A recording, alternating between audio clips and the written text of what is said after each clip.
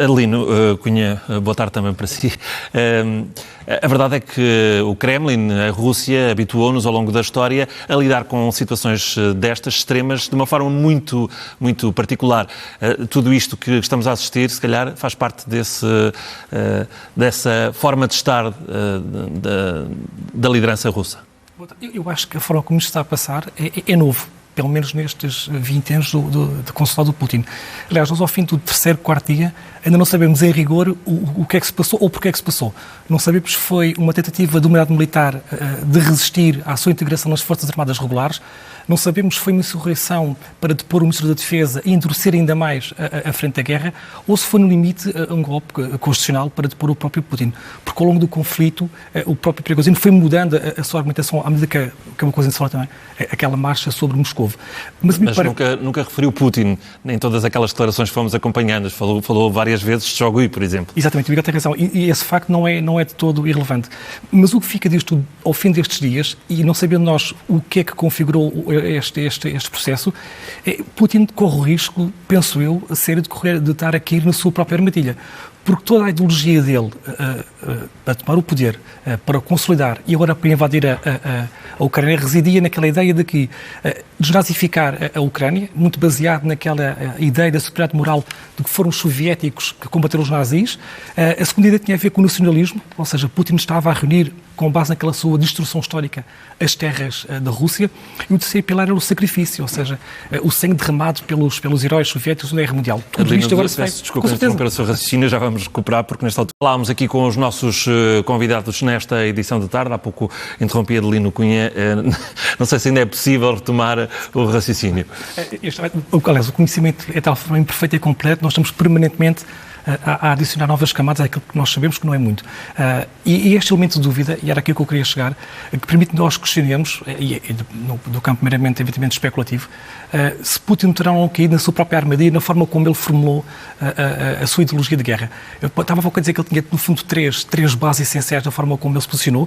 A primeira foi aquele discurso inicial da desnazificação, baseado muito na ideia de que foram os soviéticos que limparam a Europa dos nazis e que, aliás, a Europa nunca reconheceu esse heroísmo dos soviéticos, não é?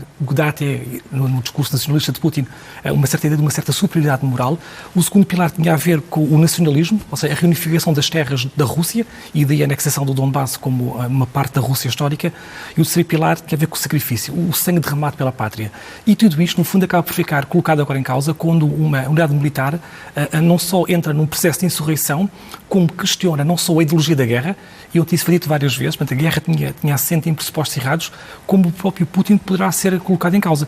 Portanto, parece-me a mim que Putin, com este discurso nacionalista, assente uma destruição histórica, poderá ter sido vítima, no fundo, de si próprio. Isto, se ele, entretanto, não reagir de uma forma que, aliás, era expectável que tivesse reagido. E essa narrativa está descolada do povo russo? Nós vimos o que vimos nas últimas horas em Rostov, por exemplo, a aplaudirem a saída do grupo Wagner. Se haverá esta percepção de que aquilo que levou a Rússia para a guerra faz ou não sentido? Eu, como historiador, consigo entender neste sentido que é difícil haver uma família atual na Rússia que não tenha um descendente que não tenha eventualmente combatido na guerra patriótica. Portanto, acho que faz sentido para as pessoas que são mais sensíveis à ideia da pátria, e a ideia da pátria, na perspectiva do Ocidente, não é igual àquela que os russos têm. Aliás, pelo menos os russos ultranacionalistas, ou se quisermos chamar as elites pós-soviéticas, olham para estes territórios de uma forma diferente daquela que nós olhamos no Ocidente. Portanto, para algumas famílias, sim, faz sentido apelar a ideia do sacrifício, à ligação ao sangue derramado pelos antepassados. Agora, aferir até que ponto isso é mobilizador dos cidadãos comuns, não consigo responder a essa pergunta em concreto. É quase impossível avaliar o impacto que isto terá na própria Rússia. Desde logo, a minha pergunta é se, olhando para outros episódios semelhantes na história, é possível que haja um desmoronar como um castelo de cartas daquilo que é a liderança russa, como a conhecemos hoje. Os historiadores soviéticos fazem uma piada sobre os próprios, dizem que são especialistas a prever o passado. Não conseguimos ainda dizer isso. Mas há uma questão que é relevante e que para mim não está ainda atualmente nem sequer perto de ser esclarecida, é a postura de Putin. Porque nós olhando para a forma como ele ascendeu ao poder e como ele tomou o poder, ou seja, ele fala permanentemente em golpes em traidores, ou em 17, ou em 91. Ele pretende restaurar a glória do Império dos Czares, dentro daquele espaço geográfico da antiga União Soviética. Ele está a correr o risco, se for apenas isto que nós estamos a assistir, de se transformar, como dizia José Milhazes, no último dos traidores. E isto não faz sentido, em primeiro lugar, em relação ao programa que o levou ao poder, e não faz sentido em relação à forma como ele reagiu sempre que a pátria esteve em perigo. Em primeiro lugar, ali em 99, 2000, quando ele assume o poder na Rússia, na transição da Segunda Guerra da Chechênia, o tipo de armamento que ele usou, e que fez ele um herói, de certa forma, entre algumas elites, não é? A violência daquela Segunda Guerra, usou, enfim, estou a dizer, apenas estudiosos militares, as bombas de vácuo são comparáveis a bombas nucleares, a táticas de baixa intensidade.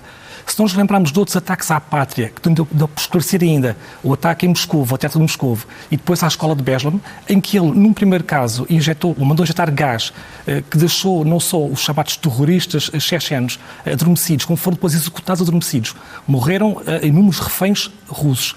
Em Beslan, a mesma coisa. O ataque, aliás, para recuperar os reféns, começa com o uso de uma bomba termobárica. Matou uma vez mais dezenas de civis, entre os quais muitas crianças.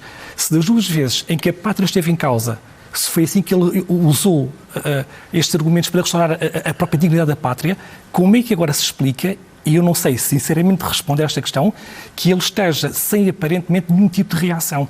Esta questão, isto torna também, enfim, estes acontecimentos muito estimulantes do ponto de vista da história, e nós não somos capazes ainda de explicar o que é que se está a passar na totalidade, mas que há aqui alguns fatores que não são coerentes com o passado de Putin e com o futuro dele, não são de facto. Uhum.